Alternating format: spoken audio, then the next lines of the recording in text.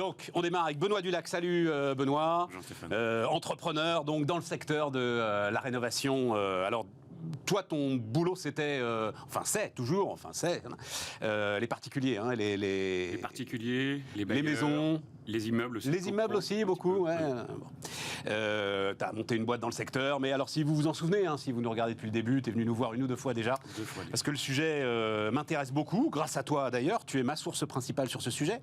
Et donc on a, alors je sais pas si on va voir une petite photo là, je crois que c'est Matignon la photo que j'ai choisie, peint en orange. On a ce groupe donc Action Rénovation qui nous dit il n'y a pas assez d'argent pour la rénovation énergétique des bâtiments.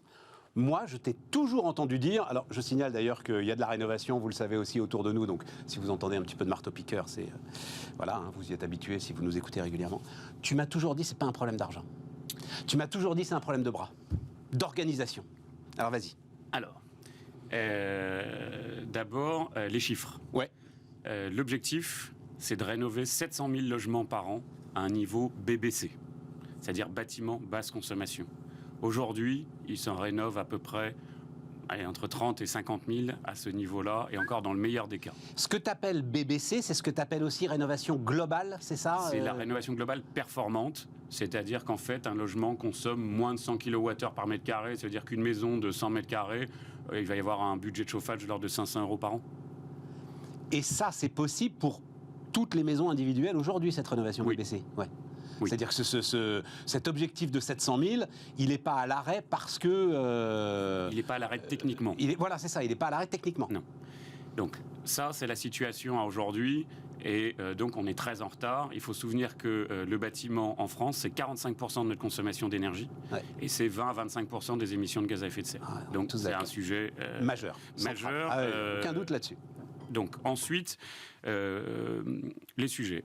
Tu évoquais dernière rénovation qui parle d'argent. Si on veut accélérer, on a besoin quand même de 13 à 15 milliards d'euros par an. Et aujourd'hui, il y en a de disponibles de l'ordre, en termes de subventions, de l'ordre de 7 millions.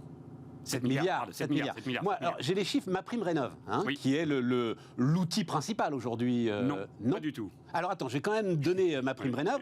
Donc c'était 640 000 dossiers 2021. Donc ça résonne avec tes 700 000 quand même quelque part, sauf qu'on ne fait pas ce qu'il faut. Non, mais tu vas nous expliquer. Et les chiffres décembre 2022, c'était 521 000 dossiers donc traités, a priori, pour une somme de 4,4 milliards d'euros, à laquelle s'ajoutera en 2023, parce que je crois qu'il y a un sujet de délai de paiement aussi, une somme de 2,5 milliards d'euros. Voilà. Alors. Donc on n'est pas... Enfin, ton sujet de 7, tu le retrouves, mais tu le retrouves décalé quasiment sur 2 ans. Sauf qu'on ne parle pas du tout de la même chose. On ne parle pas du tout de la même chose, vas-y. MaPrimeRénov' finance quasi exclusivement ce qu'on appelle des travaux en monogeste. Et aujourd'hui, finance très majoritairement le remplacement de systèmes d'appareils de chauffage.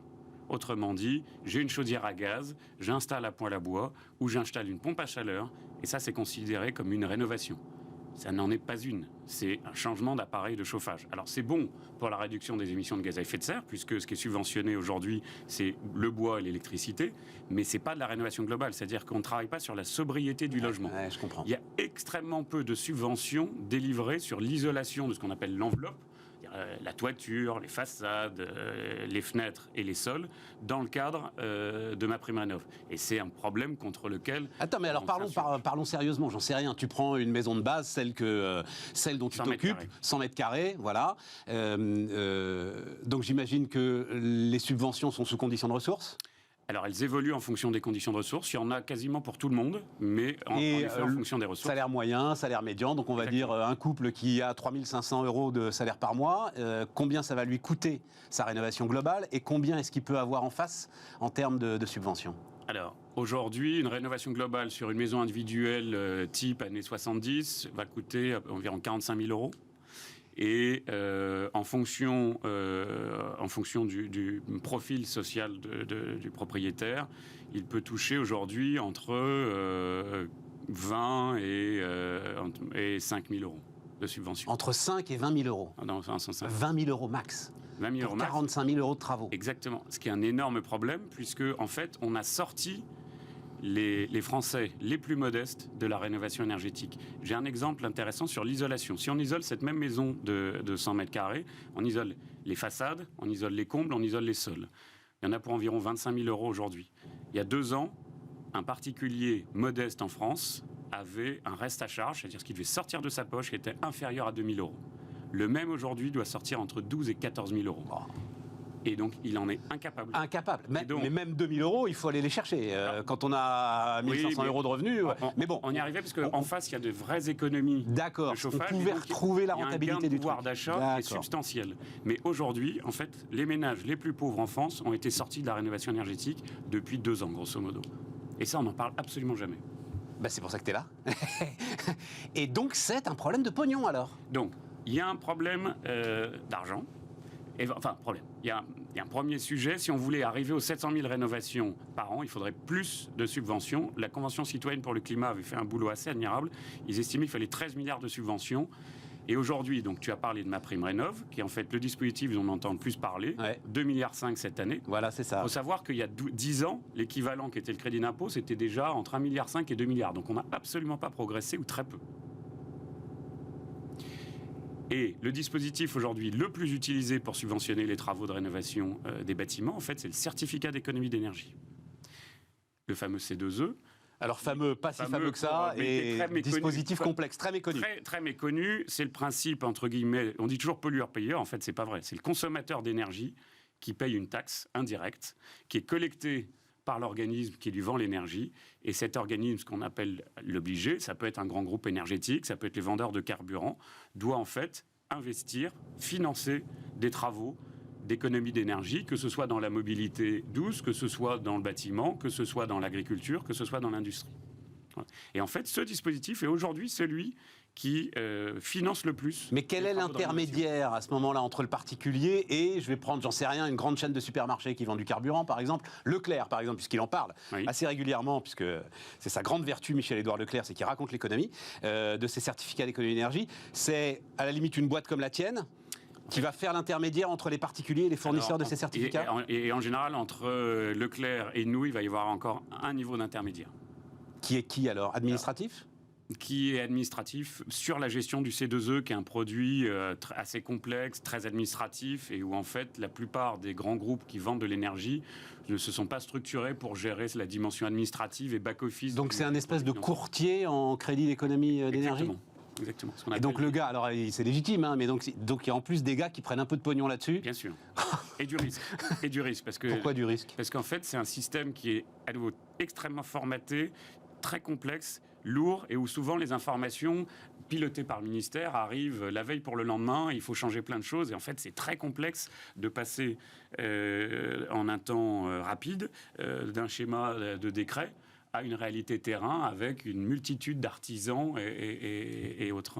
C'est pas si simple. Hein. Donc c'est-à-dire que le courtier, on va dire ça, a acheté, j'en sais rien, une centaine de certificats auprès de Leclerc, et du jour au lendemain, un décret ou une décision administrative peut vider ces certificats de la valeur dont il pensait qu'il... En tout cas... C'est surtout qu'en fait, pour valider les C2E, il faut qu'ils correspondent à des normes extrêmement précises. Et la mise en place de ces normes et le contrôle de ces normes est complexe. Et donc, or, les annonces sont toujours faites, on en a encore eu toute une palanquée la fin décembre, sont toujours faites le 25 décembre pour une application au 1er janvier. Ça ne fonctionne pas. Difficilement, en tout cas. Donc, pour revenir sur ton... Non, mais c'est super clair. Hein. De l'argent. Vas-y, de l'argent. Il faut de l'argent. Il faut une filière. Et en fait, la rénovation énergétique, c'est 2 filières. C'est la filière de l'isolation et la filière du chauffage. La filière du chauffage est assez structurée depuis des années, puisque c'est un marché de remplacement. Tous les 10-15 ans, on remplace sa chaudière. Et donc, il y a un vrai marché structuré. Et il y a un marché qui n'en était pas un, une filière qui n'en était pas un, qui est l'isolation, qui s'est beaucoup développée, mais en partant un peu dans tous les sens, avec les offres à 1 €. Mais il y avait quand même des ETI qui s'étaient structurés. Et là, depuis 2 ans, pour des problèmes de fraude, en fait, l'État a mis le couvercle sur l'isolation, ce qui fait grosso modo 80% des entreprises d'isolation en France ont mis la clé sous la porte sur les 2 dernières années. Oui, mais c'était légitime. Enfin, tu étais venu nous apporter, il y a un peu plus d'1 an, des photos invraisemblables de maisons qui avaient été saccagées par des margoulins. Moi, je pense que combattre la fraude en éteignant une filière, c'est pas la bonne option. Parce que la filière, il faut isoler des bâtiments. Donc il va falloir tout reconstruire. Tout ce qui avait commencé à être mis en place, il n'y avait pas que des mauvais, il y avait beaucoup d'entreprises. Mais alors sérieuses. pourquoi est-ce que les entreprises saines, elles, ferment la porte alors que la fraude... Parce que je vais te donner un exemple. Le marché d'isolation des combles a baissé de 85%. Mais pourquoi ? Parce qu'il y a eu en fait un serrage de vis extrêmement brutal. Qui a été anticipé par rapport à ce qui était prévu. Les entreprises n'ont pas le temps de s'organiser pour basculer sur d'autres métiers, sur d'autres parois isolées. Et donc la politique est très on and off, en fait, pilotée par le ministère de la Transition énergétique. Attends, parce que je comprends pas. C'est très compliqué pour C'est-à-dire que du jour au lendemain, le ministère de la Transition énergétique a dit on arrête de financer l'énervation des combles parce qu'il y a trop de... Ah voilà, c'est ça. Voilà. Ouais, c'est ça. Ils ont laissé 3 mois. Et donc le gars dont la spécialité est de rénover les combles, il ne peut pas se mettre à rénover les toitures en 3 mois. 3 mois, ça c'est très clair, ça c'est pas possible. Et donc la filière de l'isolation Quelle histoire a été complètement... Et alors il y a eu plusieurs impacts, plusieurs effets, plusieurs inputs, a fait qu'aujourd'hui la filière est exsangue. Hein. Bon. C'est un problème parce que demain, pour faire de la rénovation globale, la fameuse rénovation performante, il faut à la fois isoler et changer le système de chauffage. Bien sûr. Bon. Déjà, il y a une des deux composantes de cet objectif-là qui avait commencé à se structurer, parce que la filière d'isolation, c'est une filière qui est très jeune et qui avait besoin d'être structurée. Et ça commençait à être le cas, et aujourd'hui, la filière est par terre. Donc il va falloir tout reconstruire. Donc il faut une filière, il faut des bras. Et donc les bras, la bonne nouvelle, c'est qu'il commence à se monter des organismes de formation. Moi je vais donner un exemple, parce que vécu. Donc tu as une maison, alors en l'occurrence ça va, on est bien payé, donc elle fait un peu plus de 100 mètres carrés. Tu as un gars qui débarque pour faire un devis, et il te dit, bon, bah voilà, c'est temps. Alors, il faudrait que vous signiez assez vite, parce que déjà là, c'est dans 18 mois. C'est-à-dire que déjà là, donc c'était l'année dernière, si tu voulais prendre un rendez-vous pour commencer les travaux de rénovation, c'était 18 mois de délai. Alors, c'est pas comme ça dans toutes les entreprises. Ah, c'est une entreprise que tu connais bien pourtant. 18 mois de délai. Alors c'est peut-être propre à la région parisienne et à la tension qu'il y a en région parisienne, mais c'est là où je me suis dit, c'est d'abord un problème de bras. Il y a un problème de bras pour atteindre les objectifs des 600 000, c'est-à-dire qu'en fait, la rénovation énergétique, ça nécessite de maîtriser plusieurs savoirs qui aujourd'hui, dans le monde du bâtiment, sont silotés. Et donc, quelqu'un qui travaille en isolation ne connaît rien au chauffage et ne connaît rien à la ventilation.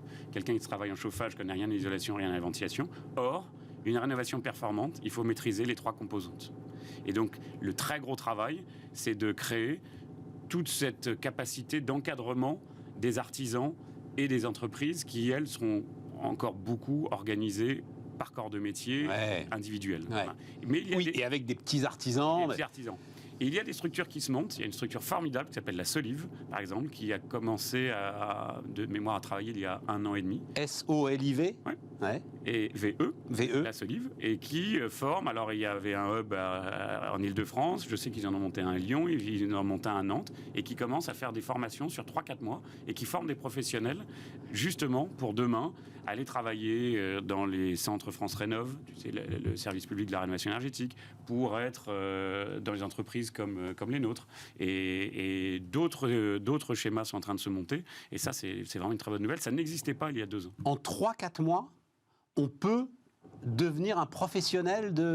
On peut avoir un vernis qui permet de commencer. Après, c'est le bâtiment. Et oui, après, c'est l'expérience, c'est machin. Voilà, exactement. Donc, ouais, tout à fait. On formerait les gens 2 ans en salle, ça ne rimerait pas à grand-chose. Ouais. Mais ça donne un bon vernis. Et on a recruté des candidats de la Solive et ça s'est bien passé. C'est passionnant, hein. Et donc, t'en penses quoi de ce qu'ils font Action Rénovation ? Parce que là, je suis en train de me dire tout ce que je découvre là. Sans eux, jamais on en parle, Benoît, là, en ce moment-là. Aujourd'hui, ce qu'il faut savoir, c'est que sur le monde des C2E, donc c'est ce qui est censé financer le plus le système, depuis 18 mois, il y a un blocage complet. Et le fait de qui, le blocage ? Voilà, c'est très complexe. Hein. Ça fonctionne en période de 4 ans. Et il y a un objectif sur 4 ans. Et on a terminé une de ces périodes au 31 décembre 2022. Et en fait, il y a eu trop de stock. Et donc, comme il y avait du stock, les obligés, donc les énergéticiens, n'achètent plus de C2E. Donc le prix est tombé.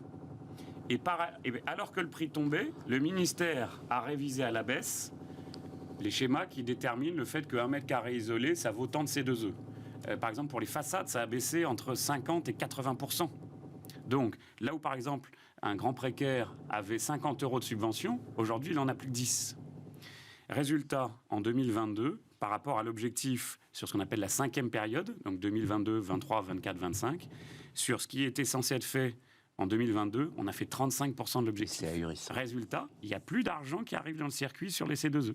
Et autant tu peux comprendre que l'État réfléchisse à ses propres sous, à la limite, enfin à nos sous, mais là, c'est fou.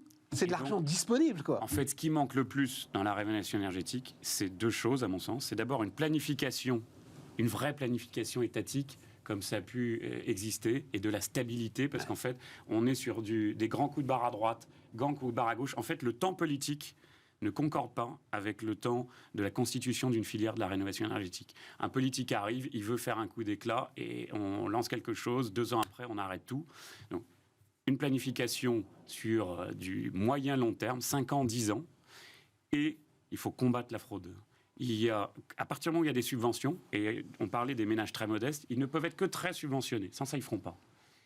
Dès qu'on est dans ce schéma-là, que ce soit dans le bâtiment ou dans d'autres, le CPF ou d'autres, il y a des fraudes. Et là où je trouve que moi l'État est défaillant, c'est dans le fait qu'il anticipe très mal la fraude. Et de ce fait-là, dès qu'il y a de la fraude, en fait, il met le pied sur le frein. C'est ça, c'est ce que tu nous racontais sur les combles. Et ça bloque tout. Et donc, ça fait 15 ans qu'on a les mêmes mécanismes qui reviennent, et d'ailleurs souvent les mêmes entreprises qui fraudent. Tout le monde le sait dans la profession, et on ne voit pas beaucoup d'entreprises pénalisées, de dirigeants mis en prison, et pourtant il y en a quelques-uns qui le mériteraient. Eh ben, dis donc. Oui, mais enfin, c'est pas ça non plus qui explique que les 13 milliards... Enfin, l'ensemble de ce que tu viens de nous décrire et les goulets d'étranglement à absolument tous les étages... La planification. Donc le seul moyen, il faut sacrément du courage pour entreprendre dans le secteur. Hein. C'est-à-dire, une fois que tu as fait ça, tu peux aller partout. Là, probablement. En tout cas, on devient très agile. En tout cas, on devient très agile, absolument. Benoît Dulac, donc, entrepreneur qui était avec nous. Et vous allez peut-être regarder différemment. C'est tout le problème, de toute façon, de l'activisme. Hein. Quel que soit l'activisme. C'est-à-dire que les gars, en voulant faire émerger un problème... le font de telle façon, et en même temps on ne peut pas le faire autrement, le font de telle façon qu'ils se mettent à dos l'ensemble de ceux qui sont bloqués soit par leur blocage de route, soit par... Enfin, remarque, à la limite, je ne vois pas qui peut être gêné par le fait qu'il y ait de la peinture orange. Si, ça quand même, si. Ah si, je t'assure. Mais non, mais t'es un provincial, toi. Tu sais pas ce que c'est que la circulation en Ile-de-France. Tu sais pas ce que c'est que la 86. J'avais écrit un jour, Dieu a créé la 86 pour nous inciter à la méditation. Tu sais. Non, mais asperger d'orange les bâtiments publics, Mais enfin, je vais réfléchir différemment. Merci, Benoît. Stéphane. On continue Bismart.